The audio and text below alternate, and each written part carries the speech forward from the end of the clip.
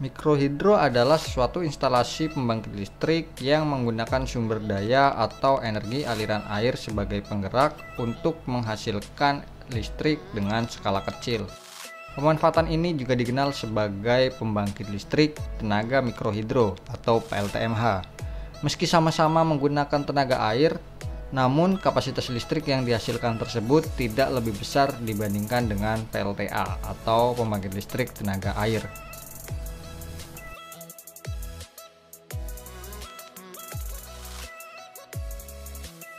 Air sebagai sumber energi potensial. Aliran air turun dari ketinggian tertentu yang dipengaruhi oleh gaya gravitasi, kemudian mengenai turbin yang dilengkapi penutup, lalu mengarah ke baling-baling yang tersambung pada dua piringan sejajar yang terbuat dari baja sebagai penyeimbang. Selanjutnya poros turbin akan berputar akibat energi kinetik air yang berubah menjadi energi mekanik. Putaran tersebut dihubungkan menggunakan kopling agar bisa tersambung atau ditransmisikan ke generator, dan generator menghasilkan energi listrik. Oleh sebab itu, aliran air merupakan faktor utama pada PLTMH.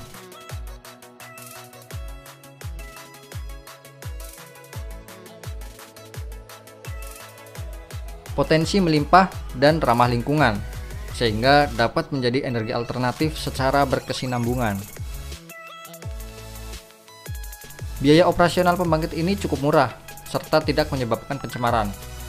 Bahkan tingkat efisiensi produksi listrik PLTMH mencapai 75 hingga 80%. Pembangunan PLTMH mengajak peran serta masyarakat untuk berpartisipasi dalam meningkatkan nilai sumber daya alam dan tidak memanfaatkannya secara sembarangan. Selain itu juga akan timbul hubungan baik antara masyarakat dengan alam, serta kesadaran untuk menjaga fungsi alam. Misalnya dengan menjaga hutan tetap lestari agar sumber air selalu tersedia.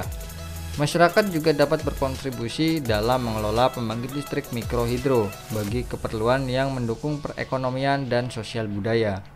Hal tersebut tentu akan menunjang kesejahteraan masyarakat pada umumnya. Aliran air yang dapat digunakan untuk keperluan irigasi pertanian. Sektor budidaya pun akan terbantu dengan adanya air, misalnya budidaya ikan. Pembangkit listrik tenaga mikrohidro secara langsung maupun tidak langsung akan memaksimalkan fungsi daerah tangkapan air, dan secara otomatis masyarakat akan memelihara kualitas air untuk keperluan pembangkit listrik. Hal ini tentunya lebih efektif jika masyarakat harus menggunakan genset diesel yang sumber bahan bakarnya sulit ditemukan di kawasan mereka.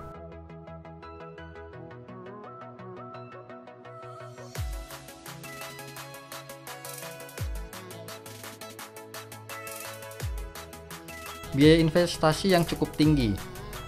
Meskipun nantinya biaya operasional dan pemeliharaannya cukup murah, dana investasi tinggi yang dimaksud ialah untuk membangun sebuah pembangkit listrik tenaga mikrohidro diperlukan komponen atau spare part yang mahal. Diperlukan sosialisasi dan pendampingan kepada masyarakat untuk menyadarkan mereka tentang manfaat positif teknologi ini. Ancaman penurunan kapasitas dialami pada musim kemarau, di mana debit dan jumlah air akan menurun, sehingga berpengaruh terhadap kurangnya pasokan listrik ke masyarakat. Daya listrik yang dihasilkan tidak sebesar pembangkit listrik tenaga air, sehingga distribusi listrik ke pelanggan terbatas. Jika dipaksakan melayani lebih banyak pelanggan, maka akan terjadi penurunan kualitas listrik. Oleh sebab itu, diperlukan penyesuaian antara kapasitas listrik pembangkit mikrohidro dan kebutuhan listrik masyarakat.